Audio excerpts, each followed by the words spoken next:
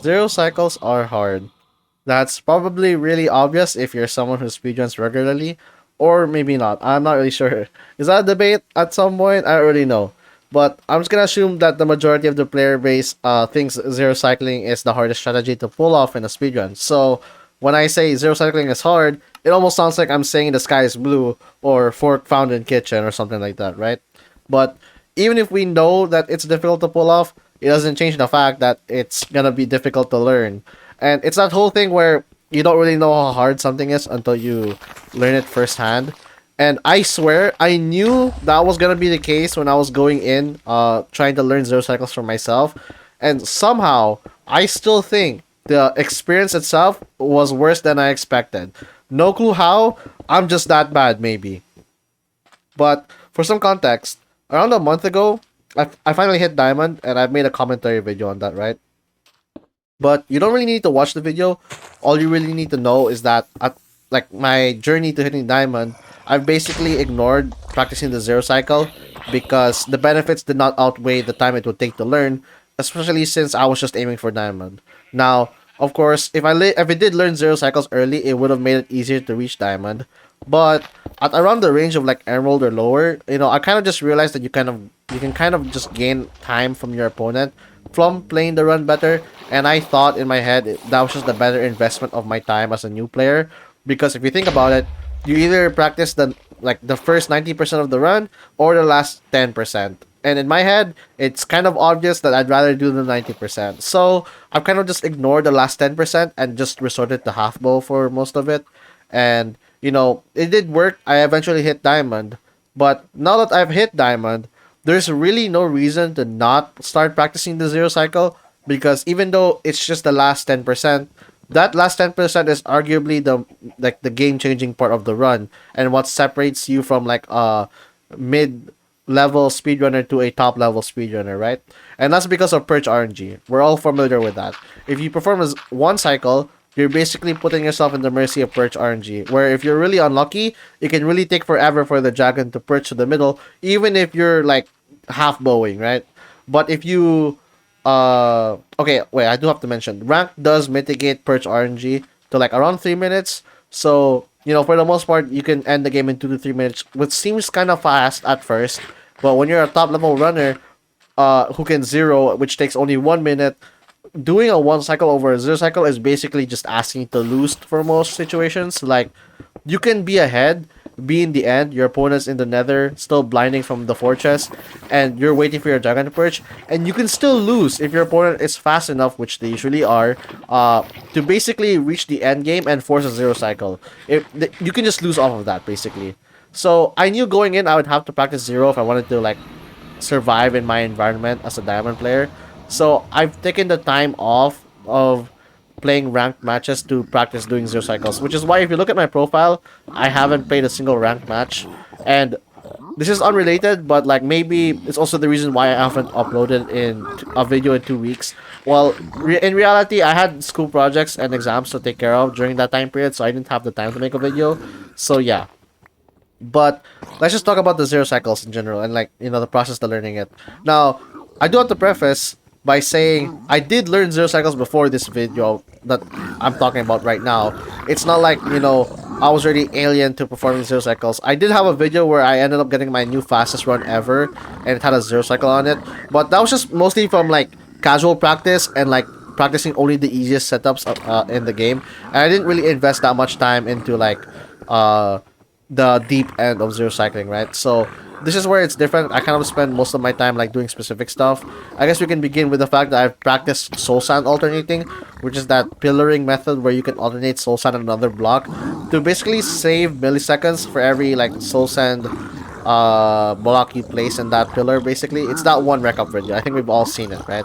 Where you basically just gain time because of pixel block height difference or whatever, right? I kind of just wanted to learn that because it's kind of just an investment, to reach for the future. And for most zero cycle setups, it's kind of hard to reach unless you're using soul sand alternating. So, better time than ever to actually learn it, I guess. It only took me like 3 days to learn, which is surprising to me because I thought it was gonna be difficult, but it was actually pretty easy once you get used to it. Yeah, that's basically it. But after Sosa and alternating, I basically practiced the aspects of zero cycling, which is mostly staircasing and speed bridging. Staircasing, specifically like one stacking, which is like the speed bridging version of staircase. I'm not really sure if it's the right term. But yeah, I've been practicing it the entire time while playing rank, reaching diamond, and I'm still not that good. My speed bridging is still mid.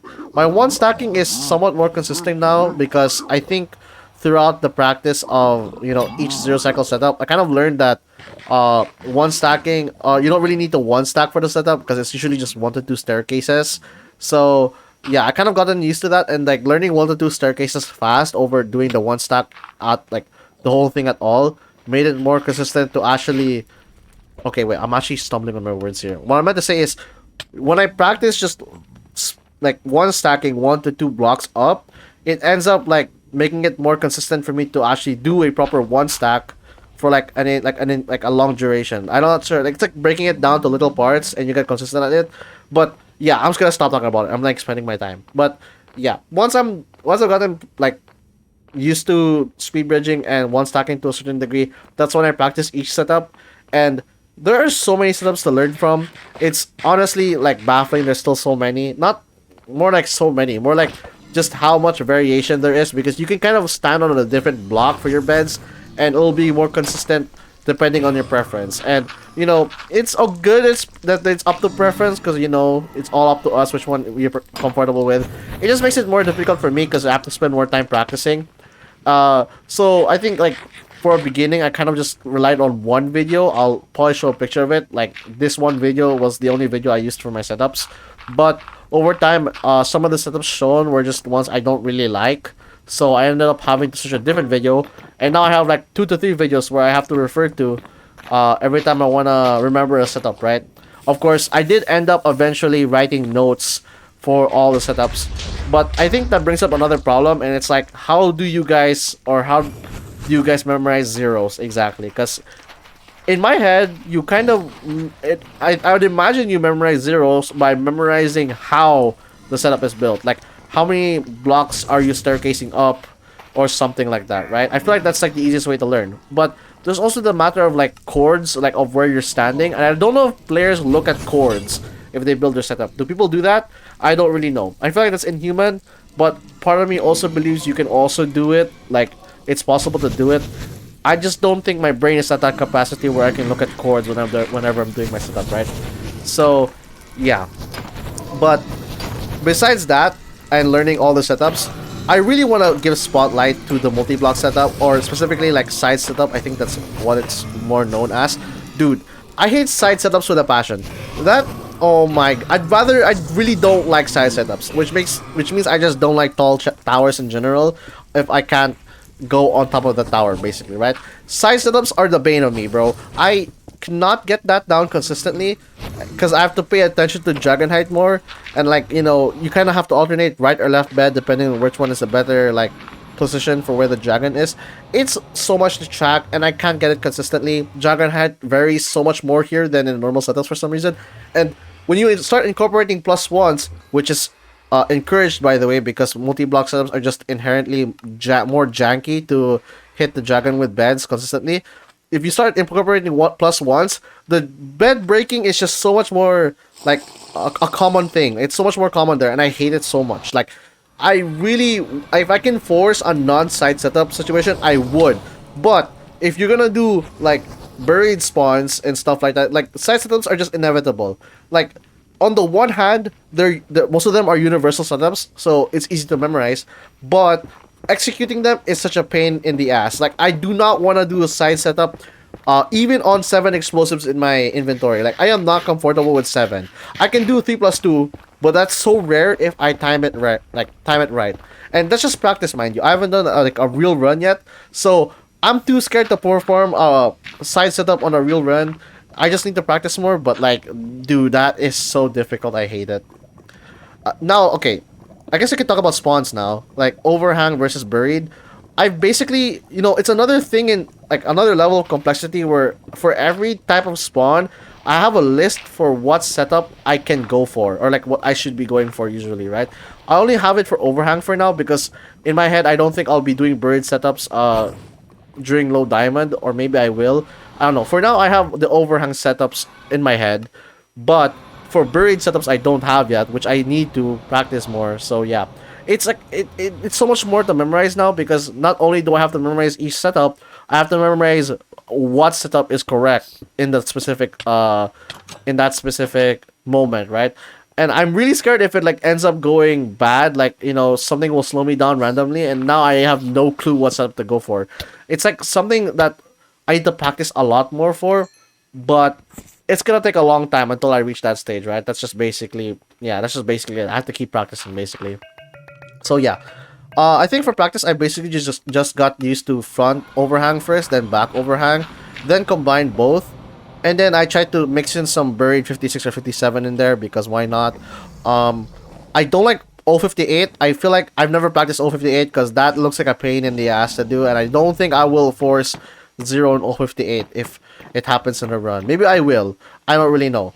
But yeah, after using the practice map for that, I basically moved on to practice kit, which is like making a creative world to simulate the end game, and it also randomizes end terrain, which doesn't happen in the practice map. So it's like another layer of practice basically, and so yeah, after that point, it would be doing private rooms, but I haven't gotten to that stage yet. I'll probably do that. The only issue is that I've been practicing zero so much that uh my skill level at every other part of the run is like much lower than it was when I hit diamond. So now I have to practice to getting that up, and now I have to juggle zeros on top of that, which is kind of bad.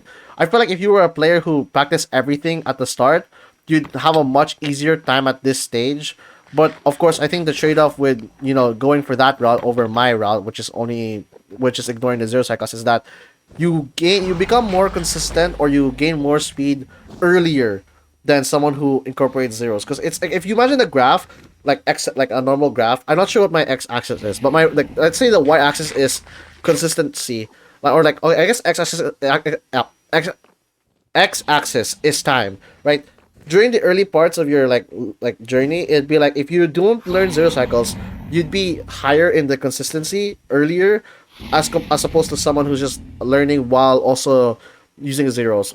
But at a certain point, when you have to start using zeros, you kind of like stagnate on the graph. Meanwhile, the other player who has learned zeros early is already going up. It might be like an exponential graph. I don't really know. Is that how it would work? Maybe. But like, yeah, they'll have an easier time, and I'm not sure if it'll like intersect at a certain point. Like, it's hard to argue which approach is better. So I'm just gonna say like it's up to preference. I really did prefer getting consistent on the other parts of the game first. So yeah, I don't know why I went with like a random rant there, like analytical rant there at the end. Anyway, that's it for the video, I guess. I will practice more and do real runs. That's why this video's old. This is an Emerald game, by the way. I feel like, yeah, I don't have any other recording right now that's like up to date. And I'll probably try to have one during the next video. So yeah, I guess. Thanks for watching.